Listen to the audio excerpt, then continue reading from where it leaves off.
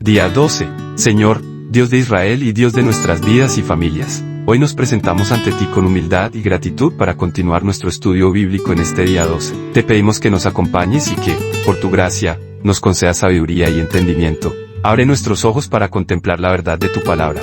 Abre nuestro corazón para recibirla sin resistencia, y afirma nuestra voluntad para obedecerla con amor. Que tu palabra llene nuestra mente, ordene nuestros pensamientos y transforme nuestra manera de vivir. Padre, permite que sea en nosotros como la buena semilla que cae en buena tierra, que eche raíces profundas, que crezca con firmeza y que produzca fruto abundante, fe, paciencia, pureza, misericordia y obediencia. Líbranos de la distracción, del orgullo y de la frialdad espiritual, y danos un corazón sensible a tu voz. Espíritu Santo, guía este tiempo, ilumina este estudio y enséñanos a aplicar tu verdad a nuestra vida diaria. Llévanos de tu mano, fortalécenos en nuestras debilidades y renueva nuestra esperanza. Te lo pedimos y confiamos en ti, en el nombre de Jesucristo. Amén.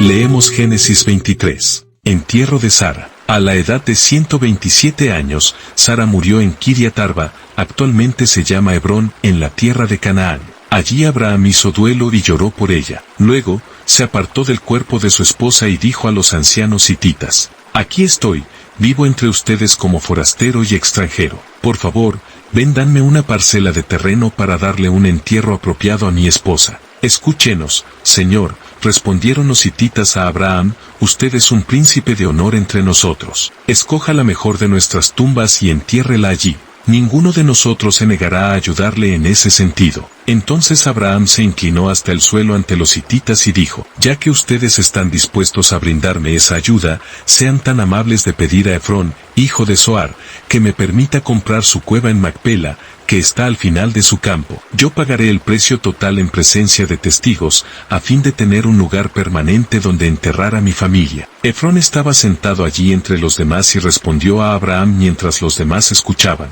Habló públicamente delante de todos los ancianos hititas de la ciudad. No, mi señor, le dijo a Abraham, por favor, escúcheme. Yo le regalaré el campo y la cueva. Aquí mismo, en presencia de mi pueblo, se lo regalo. Vaya y entierre a su esposa. Abraham volvió a inclinarse hasta el suelo ante los ciudadanos del lugar y respondió a Efrón a oídos de todos: No, escúcheme, yo se lo compraré. Permítame pagar el precio total del campo, para poder enterrar allí a mi esposa. Efrón respondió a Abraham: Mi señor, por favor, escúcheme. El campo vale 400 monedas de plata, pero ¿qué es eso entre amigos? Vaya y entierre a su esposa. Abraham estuvo de acuerdo con el precio sugerido por Efrón y pagó la cantidad total, 400 monedas de plata, pesada según la norma de los comerciantes, y los ancianos hititas presenciaron la transacción. Así fue que Abraham compró la parcela que pertenecía a Efrón en Macpela, cerca de Mamre. La parcela constaba del campo, la cueva y todos los árboles que la rodeaban. Se transfirió a Abraham como posesión permanente en presencia de los ancianos hititas, en la puerta de la ciudad. Después Abraham enterró a su esposa, Sara, allí en Canaán, en la cueva de Macpela, cerca de Mamre, también llamado Hebrón. Así que el campo y la cueva de los hititas pasaron a manos de Abraham, para ser usados como lugar de sepultura permanente. Leemos Génesis 24. Una esposa para Isaac. Abraham ya era un hombre muy anciano, y el Señor lo había bendecido en todo. Cierto día Abraham le dijo a su siervo más antiguo, el hombre que estaba a cargo de su casa: Haz un juramento poniendo tu mano debajo de mi muslo. Jura por el Señor, Dios del cielo y de la tierra, que no dejarás que mi hijo se case con una de esas mujeres cananeas. En cambio, vuelve a mi tierra natal, donde están mis parientes, y encuentra allí una esposa para mi hijo Isaac. El siervo preguntó: ¿Pero qué pasaría si no puedo encontrar una joven que esté dispuesta a viajar tan lejos de su casa? ¿Debería, entonces, llevar allí a Isaac para que viva entre sus parientes, en la tierra de donde usted proviene? No, contestó Abraham, procura no llevar nunca a mi hijo allí, pues el Señor, Dios del cielo, quien me sacó de la casa de mi padre y de mi tierra natal, prometió solemnemente dar esta tierra a mis descendientes. Él enviará a su ángel delante de ti y se encargará de que encuentres allí una esposa para mi hijo. Si ella no está dispuesta a regresar contigo, entonces quedarás libre de este juramento que haces conmigo, pero bajo ninguna circunstancia llevarás a mi hijo allí. Entonces el siervo hizo un juramento poniendo su mano debajo del muslo de su señor, Abraham, y juró seguir sus instrucciones. Después tomó 10 de los camellos de Abraham y los cargó con toda clase de regalos valiosos de parte de su señor, y viajó hasta la lejana tierra de Aram Naharaim. Una vez allí, se dirigió a la ciudad donde se había establecido Nacor, hermano de Abraham. Hizo que los camellos se arrodillaran junto a un pozo justo a las afueras de la ciudad. Era la caída de la tarde, y las mujeres salían a sacar agua. Oh Señor, Dios de mi amo, Abraham, oró. Te ruego que hoy me des éxito y muestres amor inagotable a mi amo, Abraham.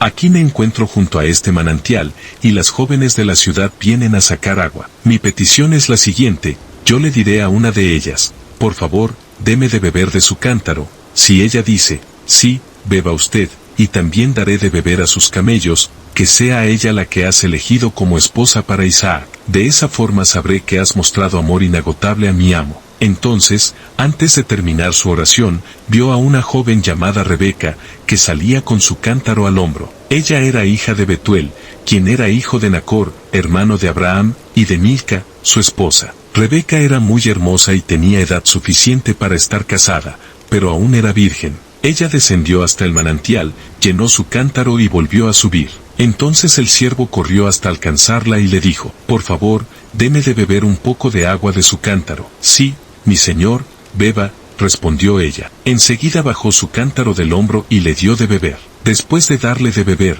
dijo, también sacaré agua para sus camellos y les daré de beber hasta que se sacien. Así que, de inmediato, vació su cántaro en el bebedero y volvió corriendo al pozo a sacar agua para todos los camellos. El siervo la observaba en silencio mientras se preguntaba si el Señor le había dado éxito en la misión. Cuando los camellos terminaron de beber, sacó un anillo de oro para la nariz de la muchacha y 2 pulseras grandes de oro para sus muñecas. ¿De quién es hija usted?, le preguntó, y dígame, por favor, ¿tendría su padre algún lugar para hospedarnos esta noche? Soy hija de Betuel, contestó ella, y mis abuelos son Nacor y Milca. Sí, tenemos más que suficiente paja y alimento para los camellos, y también tenemos lugar para huéspedes. El hombre se inclinó hasta el suelo y adoró al Señor. Alabado sea el Señor, Dios de mi amo, Abraham, dijo. El Señor ha mostrado amor inagotable y fidelidad a mi amo, porque me ha guiado directamente a los parientes de mi Señor. La joven corrió a su casa para contarle a su familia todo lo que había ocurrido. Rebeca tenía un hermano llamado Labán, el cual salió corriendo al manantial para encontrarse con el hombre. Había visto el anillo en la nariz de su hermana y las pulseras en sus muñecas, y había oído a Rebeca contar lo que el hombre le había dicho. Así que corrió hasta llegar al manantial, donde el hombre aún estaba parado al lado de sus camellos. Entonces Labán le dijo, ven y quédate con nosotros, hombre bendecido por el Señor. ¿Por qué estás aquí, fuera de la ciudad, cuando yo tengo un cuarto preparado para ti y un lugar para los camellos? Entonces el hombre fue con Labán a su casa, y Labán descargó los camellos, y para que se tendieran les proveyó paja, los alimentó, y también trajo agua para que el hombre y los camelleros se lavaran los pies. Luego sirvieron la comida, pero el siervo de Abraham dijo, no quiero comer hasta que les haya dicho la razón por la que vine. Muy bien, respondió Labán, dinos. Yo soy siervo de Abraham, explicó, y el Señor ha bendecido mucho a mi amo, y él se ha enriquecido. El Señor le ha dado rebaños de ovejas y cabras, manadas de ganado, una fortuna en plata y en oro, y muchos siervos y siervas, camellos y burros. Cuando Sara, la esposa de mi amo, era ya muy anciana, le dio un hijo a mi amo, y mi amo le ha dado a él todo lo que posee. Mi amo me hizo jurar, y me dijo, no dejes que mi hijo se case con una de esas mujeres cananeas. En cambio, vuelve a la casa de mi padre, a mis parientes, y encuentra allí una esposa para mi hijo. Pero yo le dije a mi amo, ¿y si no encuentro una joven que esté dispuesta a regresar conmigo? Y él contestó, el Señor, en cuya presencia he vivido, enviará a su ángel contigo y hará que tu misión tenga éxito. Es verdad, debes encontrar una esposa para mi hijo entre mis parientes, en la familia de mi padre. Entonces habrás cumplido tu obligación, pero si vas a mis parientes y ellos se niegan a dejarla ir contigo, quedarás libre de mi juramento. Así que cuando llegué al manantial, hice esta oración, oh Señor, Dios de mi amo, Abraham, te ruego que me des éxito en esta misión. Mira, aquí estoy, parado junto a este manantial, y esta es mi petición, cuando venga una joven a sacar agua, yo le diré, por favor, deme de beber un poco de agua de su cántaro, si ella dice, sí, beba usted. Y también sacaré agua para sus camellos, que sea ella la que has elegido para ser la esposa del hijo de mi amo. Antes de terminar de orar en mi corazón, vi a Rebeca saliendo con un cántaro de agua al hombro. Ella descendió hasta el manantial y sacó agua. Entonces yo le dije, por favor, deme de beber. Enseguida ella bajó el cántaro del hombro y dijo, sí, beba usted, y también daré de beber a sus camellos. Así que bebí, y después ella dio de beber a los camellos. Entonces le pregunté, ¿de quién es hija usted? Y ella contestó, soy hija de Betuel, y mis abuelos son Nacor y Milca. Así que puse el anillo en su nariz y las pulseras en sus muñecas. Después me incliné hasta el suelo y adoré al Señor. Alabé al Señor, Dios de mi amo, Abraham, porque me había guiado directamente a la sobrina de mi amo, para que ella sea la esposa de su hijo. Así que díganme, ¿quieren o no mostrar amor inagotable y fidelidad a mi amo? Por favor, respóndanme sí o no, y de esa manera sabré qué hacer después. Entonces Betuel y Labán respondieron, es evidente que el Señor te trajo hasta aquí, así que no hay nada que podamos decir. Aquí está Rebeca, tómala y vete. Efectivamente, que ella sea la esposa del hijo de tu amo, tal como el Señor lo ha dispuesto. Cuando el siervo de Abraham oyó la respuesta, se postró hasta el suelo y adoró al Señor. Después sacó joyas de plata y de oro, y vestidos, y se los dio a Rebeca. También entregó valiosos regalos a su hermano y a su madre. Luego comieron, y el siervo y los hombres que lo acompañaban pasaron allí la noche. Pero temprano a la mañana siguiente, el siervo de Abraham dijo, envíenme de regreso a mi amo. Queremos que Rebeca se quede con nosotros al menos 10 días, dijeron su madre y su hermano, y luego podrá irse. Pero él dijo, no me retrasen. El Señor hizo que mi misión tuviera éxito. Ahora envíenme, para que pueda regresar a la casa de mi amo. Bien, dijeron ellos, llamaremos a Rebeca y le preguntaremos qué le parece a ella. Entonces llamaron a Rebeca. ¿Estás dispuesta a irte con este hombre? Le preguntaron. Sí, contestó, iré. Entonces se despidieron de Rebeca y la enviaron con el siervo de Abraham y sus hombres. La mujer que había sido niñera de Rebeca la acompañó. Cuando Rebeca partía le dieron la siguiente bendición. Hermana nuestra, que llegues a ser la madre de muchos millones, que tus descendientes sean fuertes, y conquisten las ciudades de sus enemigos. Después Rebeca y sus siervas montaron en los camellos y siguieron al hombre. Así que el siervo de Abraham se llevó a Rebeca y emprendió el viaje. Mientras tanto, Isaac, que vivía en el Negev, había regresado de Beer Lahai Roi. Una tarde, mientras caminaba por los campos y meditaba, levantó la vista y vio que se acercaban los camellos. Cuando Rebeca levantó la vista y vio a Isaac, se bajó enseguida del camello. ¿Quién es ese hombre que viene a nuestro encuentro caminando por los campos?, preguntó al siervo, y él contestó, es mi amo. Entonces Rebeca se cubrió el rostro con el velo, y el siervo le contó a Isaac todo lo que había hecho. Luego Isaac la llevó a la carpa de Sara, su madre, y Rebeca fue su esposa. Él la amó profundamente, y ella fue para él un consuelo especial después de la muerte de su madre. En Génesis 23, 24, Dios nos enseña a mirar la vida con dos lentes a la vez: el dolor real de la pérdida y la fidelidad real de su promesa. En el capítulo 23, Sara muere, y Abraham llora.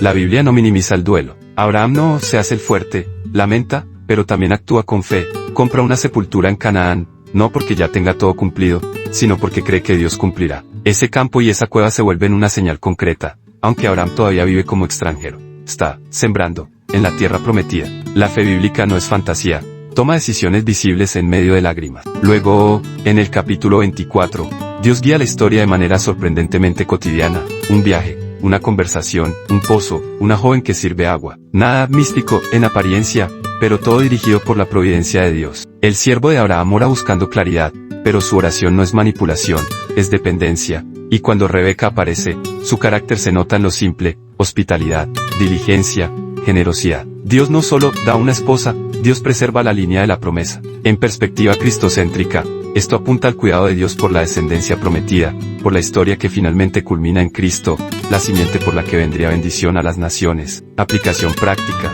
cuando llega una pérdida, no estás fallando por llorar. La fe madura llora y, a la vez, se afirma en las promesas de Dios. Pregunta: ¿qué decisión concreta de obediencia puedes tomar aún con el corazón dolido? Dios suele guiar más por providencia que por espectáculo. Ora, camina con sabiduría, cumple tus responsabilidades, y observa cómo el Señor abre puertas a través del ordinario. El carácter importa. En Génesis 24, la señal termina mostrando una virtud: servir. Si estás tomando decisiones importantes, amistades, estudios, relaciones, mira menos la emoción del momento y más la evidencia de un corazón formado. Oración breve. Señor, en mis duelos y decisiones, enséñame a confiar en tu fidelidad. Guíame por tu providencia, forma mi carácter, y mantén mis ojos en Cristo, en quien todas tus promesas son firmes. Amén. Leemos Mateo 10. Jesús envía a los 12 apóstoles. Jesús reunió a sus 12 discípulos y les dio autoridad para expulsar espíritus malignos y para sanar toda clase de enfermedades y dolencias. Los nombres de los 12 apóstoles son los siguientes. Primero, Simón, también llamado Pedro. Luego Andrés, el hermano de Pedro. Santiago, hijo de Zebedeo. Juan, el hermano de Santiago. Felipe, Bartolomé, Tomás, Mateo, el cobrador de impuestos. Santiago, hijo de Alfeo. Tadeo, Simón, el celote. Judas Iscariote, quien después lo traicionó. Jesús envió a los 12 apóstoles con las siguientes instrucciones: no vayan a los gentiles ni a los samaritanos, sino solo al pueblo de Israel, las ovejas perdidas de Dios. Vayan y anúncienles que el reino del cielo está cerca. Sanen a los enfermos, resuciten a los muertos, curen a los que tienen lepra y expulsen a los demonios. Den tan gratuitamente como han recibido. No lleven nada de dinero en el cinturón, ni monedas de oro, ni de plata, ni siquiera de cobre. No lleven bolso de viaje con una muda de ropa ni con sandalias, ni siquiera lleven un bastón. No duden en aceptar la hospitalidad, porque los que trabajan merecen que se les dé alimento. Cada vez que entren en una ciudad o una aldea, busquen a una persona digna y quédense en su casa hasta que salgan de ese lugar. Cuando entren en el hogar, bendíganlo. Si resulta ser un hogar digno, dejen que su bendición siga allí. Si no lo es, retiren la bendición. Si cualquier casa o ciudad se niega a darles la bienvenida o a escuchar su mensaje, sacúdanse el polvo de los pies al salir. Les digo la verdad, el día del juicio les irá mejor a las ciudades perversas de Sodoma y Gomorra que a esa ciudad. Miren, los envío como ovejas en medio de lobos. Por lo tanto, sean astutos como serpientes e inofensivos como palomas. Tengan cuidado, porque los entregarán a los tribunales y los azotarán con látigos en las sinagogas. Serán sometidos a juicio delante de gobernantes y reyes por ser mis seguidores. Pero esa será una oportunidad para que les hablen a los gobernantes y a otros incrédulos acerca de mí. Cuando los arresten, no se preocupen por cómo responder o qué decir. Dios les dará las palabras apropiadas en el momento preciso. Pues no serán ustedes los que hablen, sino que el Espíritu de su Padre hablará por medio de ustedes. Un hermano traicionará a muerte a su hermano, un padre traicionará a su propio hijo, los hijos se rebelarán contra sus padres y harán que los maten. Todas las naciones los odiarán a ustedes por ser mis seguidores, pero todo el que se mantenga firme hasta el fin será salvo. Cuando los persigan en una ciudad, huyan a la siguiente. Les digo la verdad, el Hijo del Hombre regresará antes de que hayan llegado a todas las ciudades de Israel. Los alumnos no son superiores a su maestro, y los esclavos no son superiores a su amo. Los alumnos deben parecerse a su maestro, y los esclavos deben parecerse a su amo. Si a mí, el amo de la casa, me han llamado príncipe de los demonios, a los miembros de mi casa los llamarán con nombres todavía peores. Así que no tengan miedo de aquellos que los amenazan, pues llegará el tiempo en que todo lo que está encubierto será revelado y todo lo secreto se dará a conocer a todos. Lo que ahora les digo en la oscuridad, grítenlo por todas partes cuando llegue el amanecer. Lo que les susurro al oído, grítenlo desde las azoteas, para que todos lo escuchen. No teman a los que quieren matarles el cuerpo, no pueden tocar el alma. Teman solo a Dios, quien puede destruir tanto el alma como el cuerpo en el infierno. ¿Cuánto cuestan 2 gorriones, una moneda de cobre? Sin embargo, ni un solo gorrión puede caer a tierra sin que el Padre lo sepa. En cuanto a ustedes, cada cabello de su cabeza está contado. Así que no tengan miedo, para Dios ustedes son más valiosos que toda una bandada de gorriones.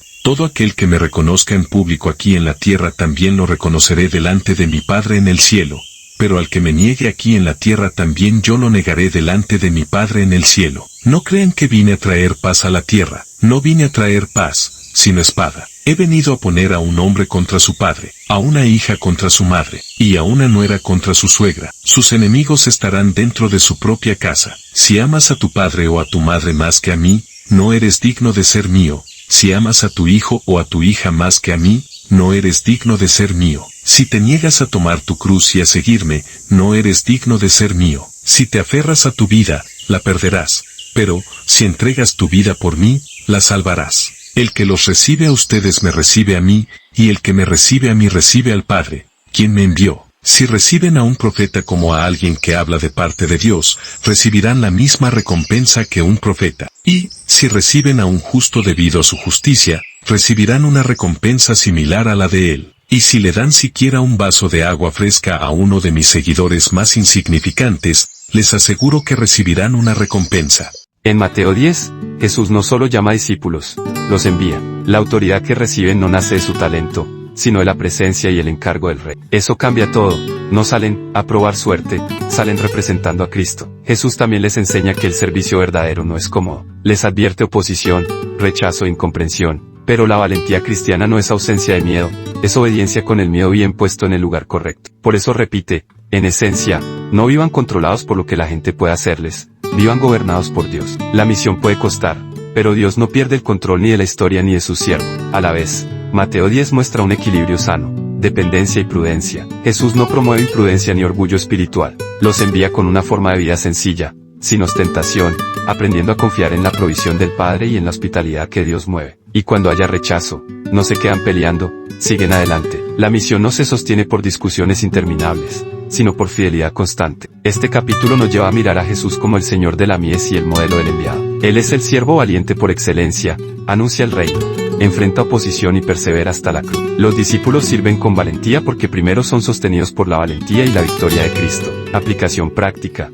Sirve desde la autoridad de Cristo, no desde la necesidad de aprobación. Antes de hablar o actuar, pregúntate, ¿estoy buscando representar a Jesús o impresionar a alguien? No te sorprendas por la oposición. Lo raro no es que haya resistencia, lo raro sería un discipulado sin cruz. Pide a Dios un corazón firme y una lengua limpia, sin agresividad. Sé fiel en lo pequeño, orar por alguien, acompañar a un amigo, decir la verdad con respeto, rechazar una burla, pedir perdón. La valentía se entrena en decisiones cotidianas. Si una puerta se cierra, sigue caminando con paz. No todo rechazo es derrota, a veces es dirección. Oración breve.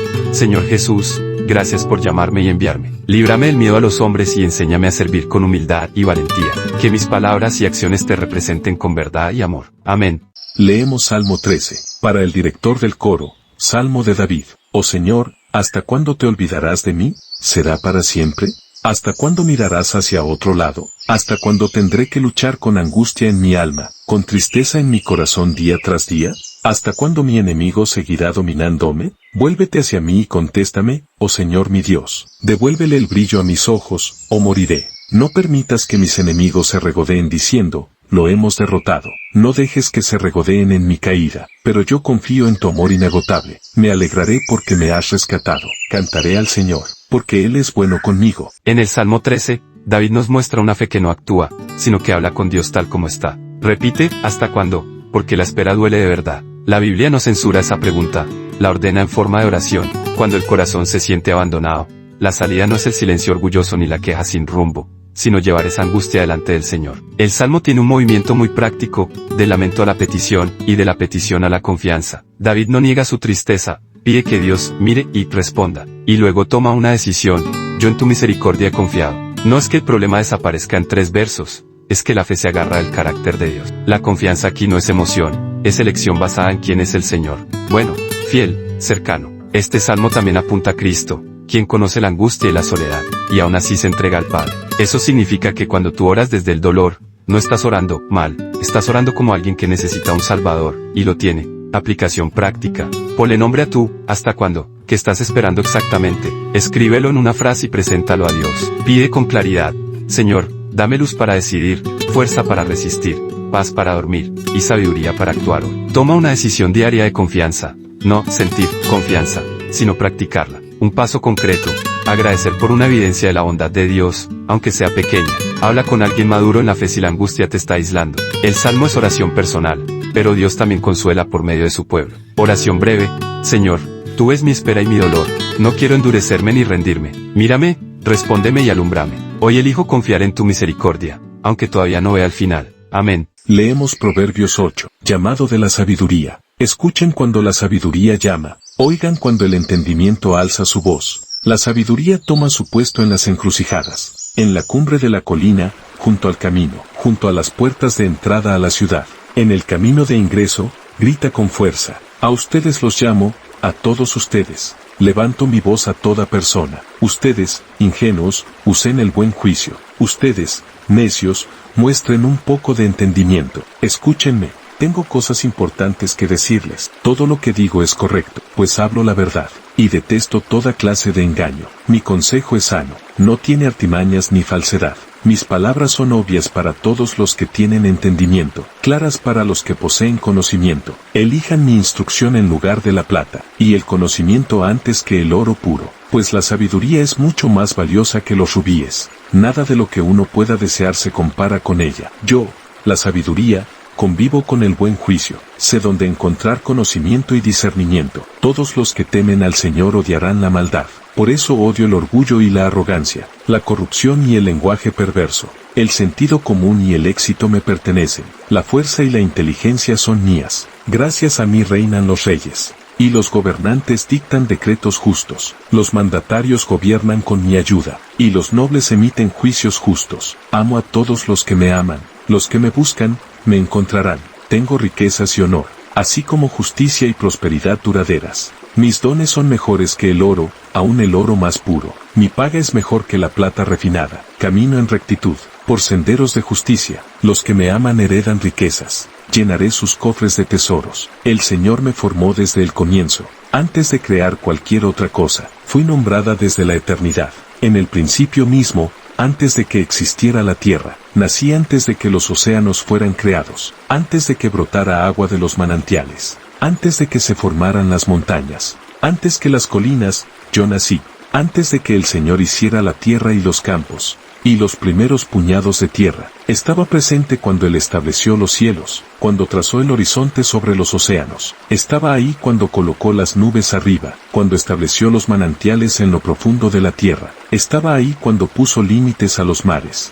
para que no se extendieran más allá de sus márgenes. Y también cuando demarcó los cimientos de la tierra, era la arquitecta a su lado. Yo era su constante deleite, y me alegraba siempre en su presencia. Qué feliz me puse con el mundo que Él creó, cuánto me alegré con la familia humana. Y ahora, hijos míos, escúchenme, pues todos los que siguen mis caminos son felices. Escuchen mi instrucción y sean sabios. No la pasen por alto. Alegres son los que me escuchan, y están atentos a mis puertas día tras día, y me esperan afuera de mi casa, pues todo el que me encuentra, halla la vida, y recibe el favor del Señor. Pero el que no me encuentra se perjudica a sí mismo. Todos los que me odian aman la muerte. En Proverbios 8, la sabiduría no se esconde, sale a las calles, se pone a la vista y llama en voz alta. Eso significa que Dios no juega a ocultar lo bueno. Él invita, advierte y enseña con claridad. La pregunta no es si la sabiduría está disponible, sino si estamos dispuestos a escucharla y obedecerla. La sabiduría aquí se presenta como más valiosa que el oro y la plata, porque no solo mejora tu vida, endereza tu camino. Te ayuda a escoger lo correcto cuando nadie te aplaude, a decir no cuando lo fácil te tienta, y a pensar en consecuencias, no solo en impulsos. Además, Proverbios 8 une la sabiduría con la justicia. Escoger lo correcto no es ser perfecto, es aprender a amar lo verdadero, lo limpio y lo que edifica. Esta voz de sabiduría nos apunta a Cristo, en quien están escondidos todos los tesoros de la sabiduría y del conocimiento. Colosenses 2, 3. Escuchar la sabiduría, entonces, no es solo aprender reglas, es acercarse al Señor y dejar que su palabra forme tu carácter. Aplicación práctica. Antes de una decisión hoy, hazte esta pregunta: ¿esto me acerca a Dios y me hace más íntegro, o me debilita por dentro? Cambia la velocidad. La sabiduría casi siempre requiere pausar, pensar y orar, aunque sea 30 segundos. Rodéate de voces correctas, amigos, contenidos y hábitos que te empujen a lo bueno, no solo a lo popular. Acompáñanos y fortalece tu fe con este recorrido bíblico diario. Hoy, escucha la voz de la sabiduría. Escoger lo correcto siempre vale más. Gracias por acompañarnos en este estudio bíblico. Mañana continuaremos, si Dios lo permite. No olvides compartir este mensaje y suscribirte para seguir creciendo juntos en la palabra.